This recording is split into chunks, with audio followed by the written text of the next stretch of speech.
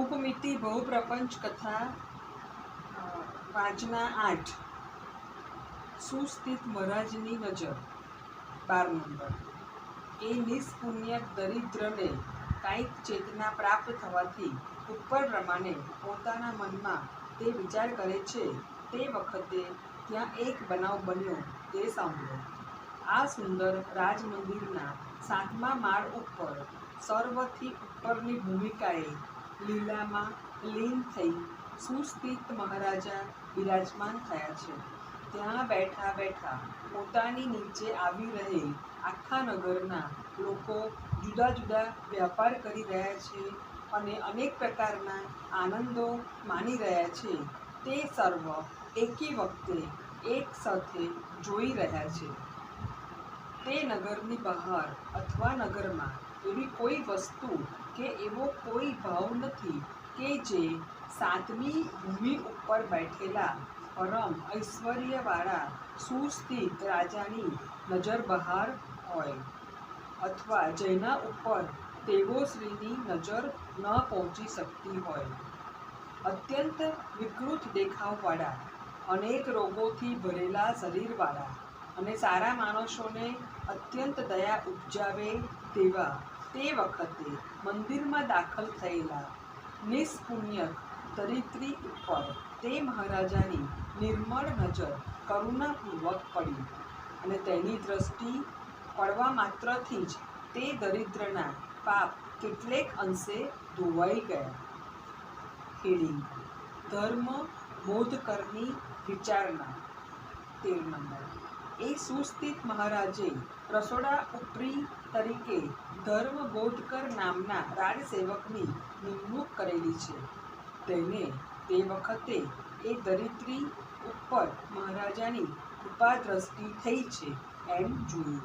એટલે તે વખતે તે કંઈક આશ્ચર્યપૂર્વક વિચારવા લાગ્યો કે અહો, હું શું અદ્ભુત નવાઈ ઉપજાવે તેવી હકીકત જોઉં છું, જેની ઉપર આ રાજાની નજર દ્રષ્ટિ ખાસ કરીને પડે છે તે તરત જ 3 લોકનો રાજા થઈ જાય છે.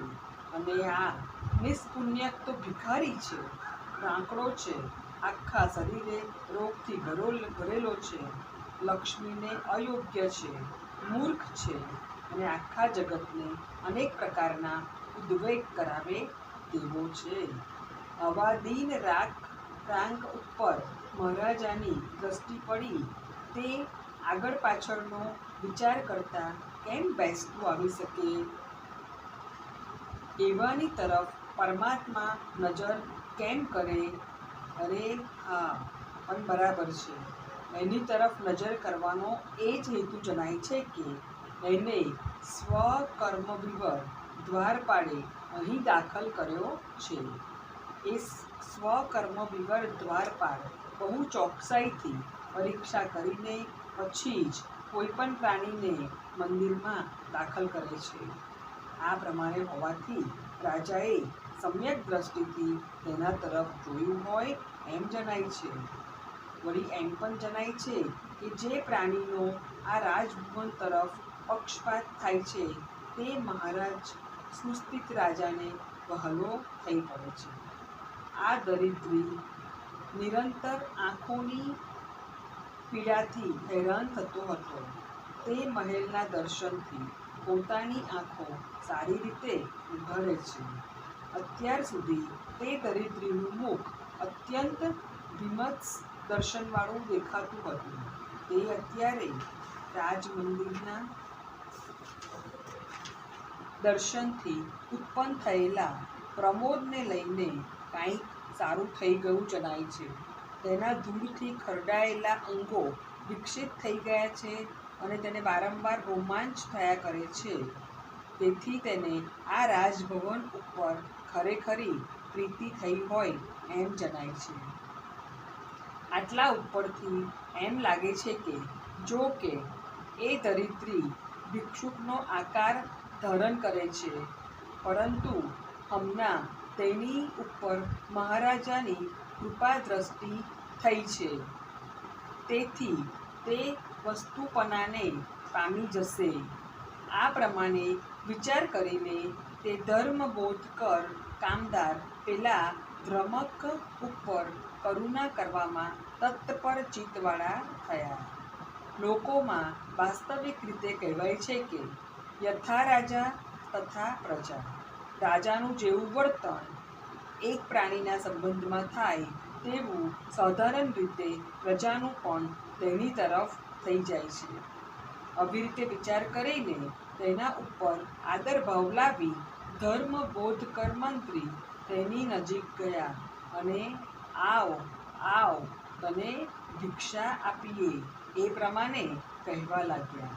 તે વખતે પેલા નિષ્પુણ્યકને અનેક પ્રકારની પીડા કરવા માટે તોફાની છોકરાઓ પાછળ પડ્યા હતા. તે ધર્મબોધકર મંત્રીના આવા શબ્દો સાંભળીને તરત નાસી ગયા. પછી ધર્મબોધકર મંત્રી ભિક્ષા લેવા આવનારને બેસવા યોગ્ય જગ્યાએ તે રમકને લઈ ગયા અને તેને યોગ્ય દાન આપવા માટે પોતાના સેવકોને તેને હુકમ કર્યો. હેડિંગ: તદ્યા મહાકલ્યાણક ભોજન. નંબર 14. ધર્મબોધકર મંત્રીશ્વરને એક તદિયા નામની અતિ સુંદર સુશીલ દીકરી હતી. પોતાના પિતાના ઉપર જણાવેલા વચનો સાંભળીને તે તરત જ ઊભી થઈ અને મહાકલ્યાણક નામના સુંદર પકવાનો લઈને પેલા દ્રમકને તે ભોજન આપવા માટે જલ્દી તેની પાસે આવી પહોંચી. આ મહાકલ્યાણક ભોજન સર્વ વ્યાધિઓને નાશ કરે તેવું, શરીરના વર્ણરૂપ, શક્તિ અને પુષ્ટિને વધારનાર, સુગંધી, સારા રસવાળું, દેવતાઓને પણ મળવું દુર્લભ અને અત્યંત મનોહર હતું.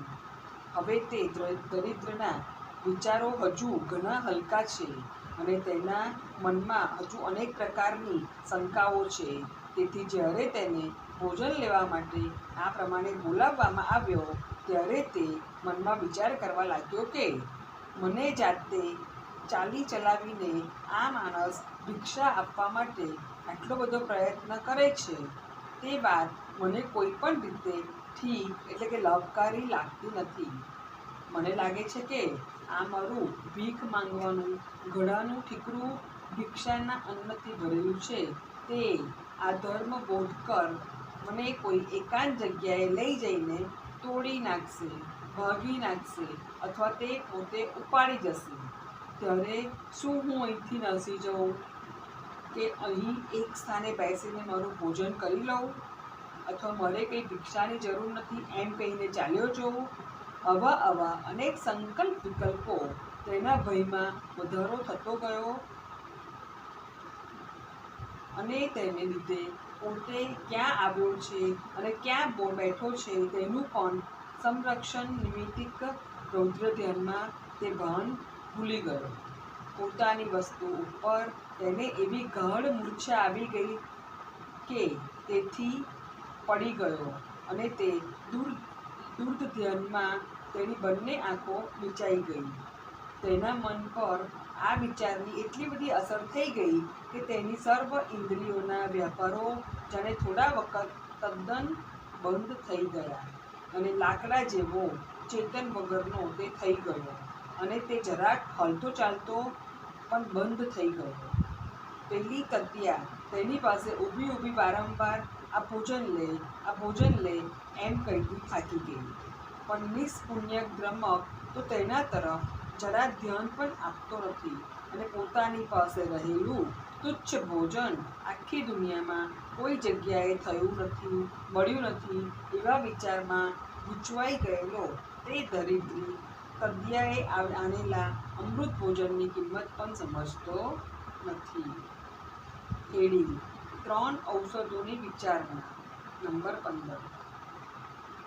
આવો તદ્દન અસંભવિત બનાવ બનતો જોઈને ધર્મબોધકર મંત્રીશ્વર પોતાના મનમાં વિચાર કરવા લાગ્યો કે આ રાંકને આવું પ્રત્યક્ષ સુંદર ભોજન આપીએ છે તો પણ તે લેતો નથી અને કાંઈ ઉત્તર પણ મળતો નથી.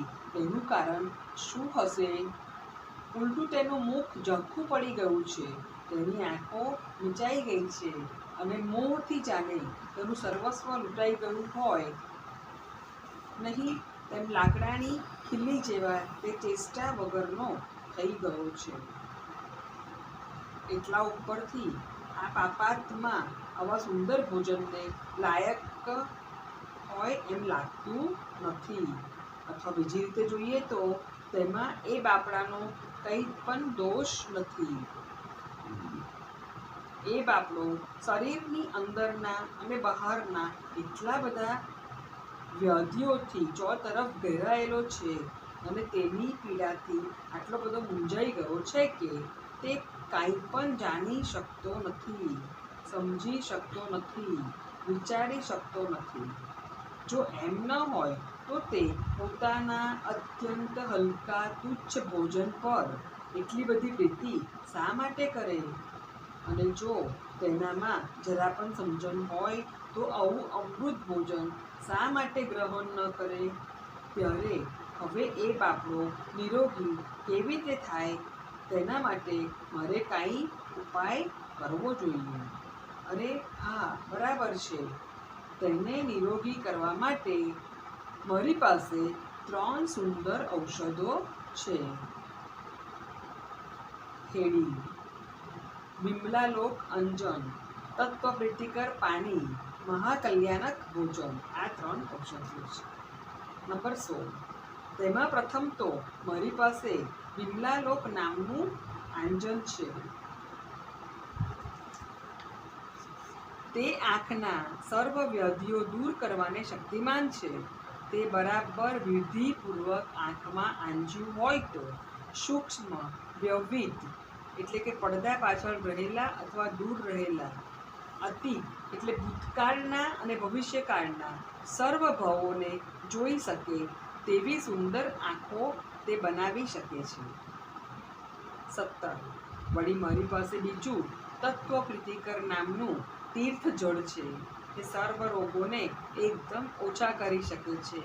ખાસ કરીને શરીરમાં જે કંઈ ઉન્માદ હોય તેનો એકદમ તે નાશ કરે છે. અને પંડિત પુરુષો કહે છે કે સમ્યક રીતે જોવામાં તે મજબૂત કારણરૂપ થાય છે. 18. વળી આ તદ્યા અહીં લઈને ઊભી છે તે મહાકલ્યાણક નામનું પરમાન્નિષ્ટાન છે. તે સર્વ વ્યાધિઓનો મૂળમાંથી નાશ કરવાને શક્તિમાન છે.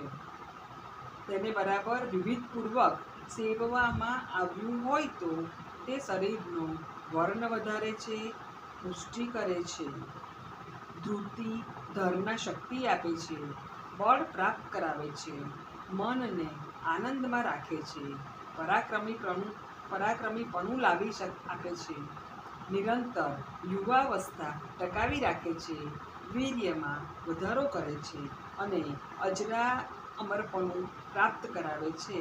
એમાં જરા પણ શંકા જેવું નથી.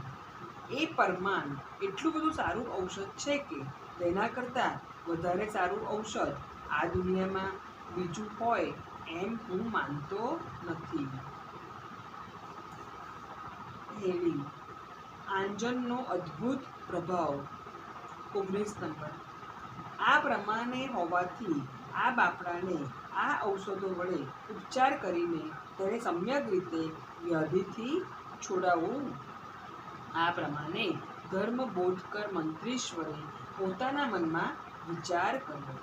પછી તે મંત્રીશ્વરે સળી આણીને અંજન ઉપર મૂકી તેમાં જરા અંજન લીધું અને પેલો ધ્રમકતો માથું ધુણાવતો રહ્યો, છતાં બળજબરીથી તેની આંખોમાં તે અંજન આંજી દીધું. તે અંજન અત્યંત આનંદને ઉત્પન્ન કરે તેવું હોવાથી, બહુ ઠંડુ હોવાથી અને જે ધરી પણ ન શકાય તેવા અનેક ગુણવાળું હોવાથી પેલા ભિખારીને જેવું તે આંજ્યું કે તેની ચેતના સમજશક્તિ ચાલી ગઈ હતી અને